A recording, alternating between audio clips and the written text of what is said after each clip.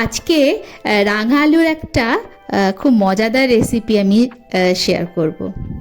তোমরা ভিডিওটা দেখে জানিও তো যে তোমরা এই রেসিপিটা আগে কোনো দিন বানিয়েছো কি না। আচ্ছা, আর এটাও বলো যে দেখে কি সীতাভোগের মতন লাগছে? এটাকে কি বলা যেতে পারে? রাঙা আলুর সীতাভোগ। খেতে কিন্তু দুর্দান্ত হয়েছিল, একবার বানিয়েই দেখো না কেমন হয় খেতে। তো যেহেতু রাঙা আলুর, তো প্রথমেই রাঙা আলু নিয়ে নিয়েছি, ওটা সেদ্ধ করে রেখে দিয়েছিলাম। এবার আমি খোসাটা ছাড়িয়ে নেব।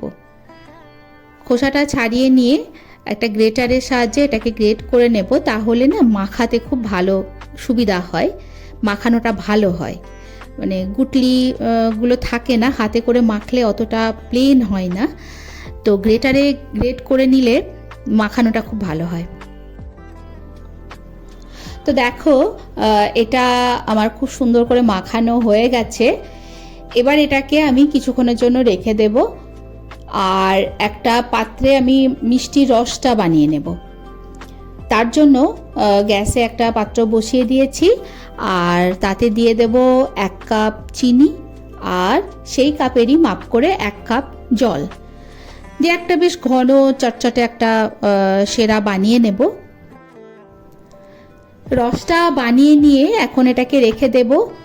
তারপরে ওই যে আলুটা মেখে রেখেছিলাম সেইটা এবার নিয়ে এসে সেখান থেকে আমি কিছুটা পরিমাণ আলু নিয়ে নেব, আর বেশিরভাগটা রেখে দেব।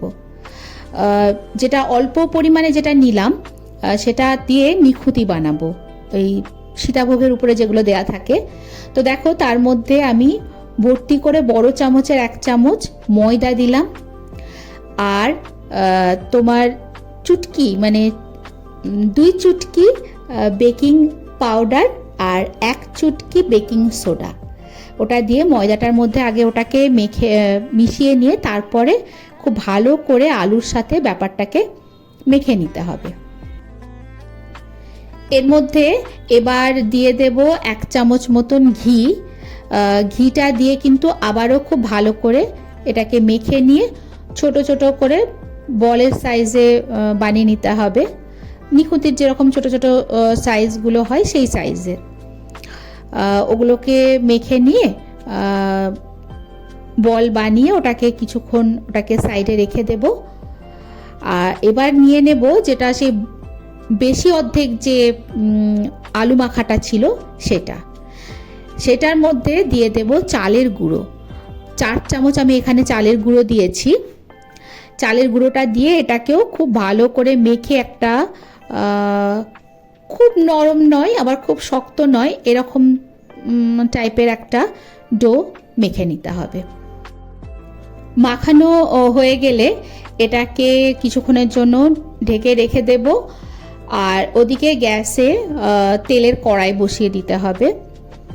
তেলটা মোটামুটি একটু গরম হলে নিখুঁতিগুলোকে ভেজে নেব, আর যখন ভাজা হবে তখন একদম গ্যাসের ফ্লেমটা কিন্তু একদম লোতে থাকবে, তাহলে ভিতর অবধি জিনিসটা ভাজা হবে।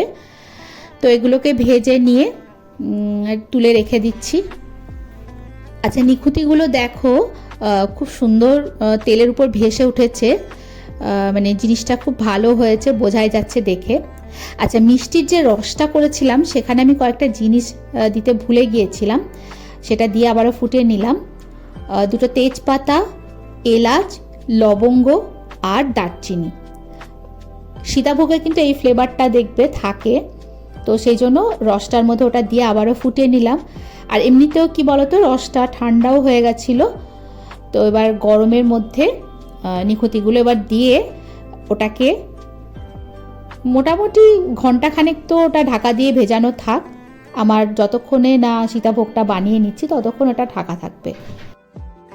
এবার ওই যে চাল গুঁড়ো দিয়ে যে ডোটা মাখিয়ে রেখেছিলাম ওটাকে নিয়ে আবার একটু থেঁসে নিয়ে ওখান থেকে 3-4টে লেচি কেটে নিতে হবে ছোট ছোট করে, কারণ অতটা বড় একসঙ্গে করা যাবে না, সেই জন্য ছোট ছোট কয়েকটা লেচি করে নেব। এবার যে গরম তেলের কড়াইয়ের উপরে এই গ্রেটারের উপর দিয়ে ঠিক এইভাবে আস্তে আস্তে দেবে, খুব সাবধানে কিন্তু, হ্যাঁ, তেলের কড়াইটাও গরম। আর এটা খুব বেশি পরিমাণে কিন্তু করবে না, তাহলে একটার সাথে আর একটা লেগে গেলে জিনিসটা ঠিকঠাক আসবে না। একটু সময় ধরে ধৈর্য ধরে করতে হবে। তো অল্প অল্প করে এরকম করে ভেজে নিয়ে এগুলোকে তুলে রেখে দিতে হবে।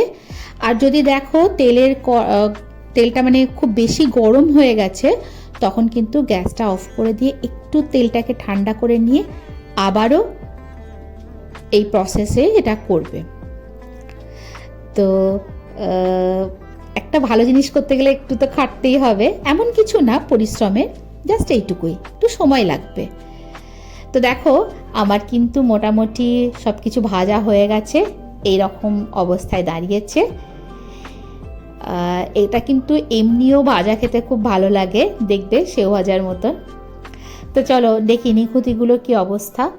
দেখো মোটামুটি কিন্তু রসে ওটা ফুলে উঠেছে, রস টেনেও নিয়েছে কিছুটা। ওটাকে আমি এবার একটা প্লেটে তুলে রাখলাম। এবার ওই রসের মধ্যেই এই যে ঝুরি ভাজা যেগুলো করেছি সেইগুলো দিয়ে দেব। আমি এটা মোটামুটি সারা রাত্রি কিন্তু এর মধ্যে ভিজিয়ে রেখে দিয়েছিলাম। তোমরা অন্তত ঘন্টা দুয়েক কিন্তু রসের মধ্যে ভিজিয়ে রাখবে। আর রসটা না একটু উষ্ণ গরম থাকে, যেন একদম ঠান্ডা রসের মধ্যে দেবে না, একটু উষ্ণ গরমের মধ্যে রসটা দেবে। তো আমি দেখো সারা রাত্রি রসের মধ্যে ছিল, সকালবেলায় কি অবস্থায় দেখাচ্ছি। রসটা পুরো টেনে নিয়েছে, কিন্তু জিনিসটা কিন্তু একদম মানে ঘেঁটে যায়নি, ঠিক তার যেরকম অবস্থায় রেখেছিলাম সেই অবস্থাতেই কিন্তু আছে, কিন্তু মিষ্টির রসটা কিন্তু সবটাই টেনে নিয়েছে। এবার ওখান থেকে তুলে নিয়ে সাজিয়ে দিচ্ছি পরিবেশন করার জন্য। তো তোমাদের দেখে কীরকম লাগছে এবং বানিয়ে জানাবে কেমন লাগলো খেতে।